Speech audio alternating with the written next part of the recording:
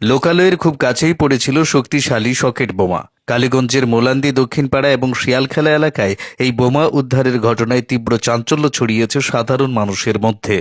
মোলান্দি দক্ষিণপাড়া এলাকায় একটি পেয়ারা বাগানের পাশে দুটি সকেট বোমা পড়ে থাকতে দেখেন স্থানীয় বাসিন্দারা। আতঙ্কিত হয়ে তারা সঙ্গে সঙ্গে খবর দেয় মীরা পুলিশ ফাঁড়ির পুলিশকে।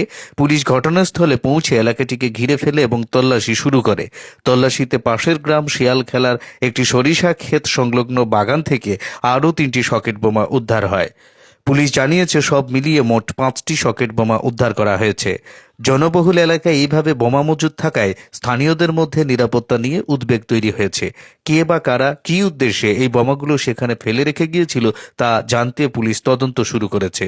এই এলাকায় আরও কোথাও কোনো বিস্ফোরক লুকানো আছে কিনা তাও খতিয়ে দেখা হচ্ছে।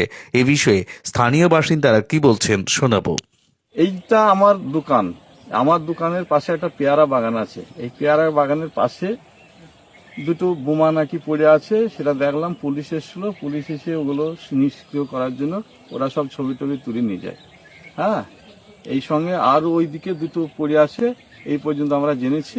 এটা গতকাল বৈকাল বেলায় পুলিশ এসেছিল, তখনই জানতে পারলাম যে হ্যাঁ, এখানে দুটো সকেট বোমা পড়ে আছে। হ্যাঁ, আমিও দেখলাম, পুলিশ ছিল, পুলিশের সঙ্গে আমিও দেখলাম। এটা বলা যাবে না কে কোথায় কিভাবে রেখে গেছে, ওটা বলা যাবে। এটা হচ্ছে মৌজা মোলান্দির দক্ষিণ পাড়া বলে, শিয়ালখেলা মোলান্দির মাঝখানে মোলান্দি মৌজা। হ্যাঁ, অবশ্যই আতঙ্ক, কারণ এখানে যদি কোনো রকমের একটা কিছু ঘটনা ঘটে যায় তাহলে খারাপ হবে। যার জন্য কিন্তু পুলিশে ফোন করা হয়েছে বা পুলিশকে জানানো হয়েছে। ওর সম্বন্ধে আমাদের জানা নাই, কারণ আমাদের পুরা গ্রামটা আলাদা।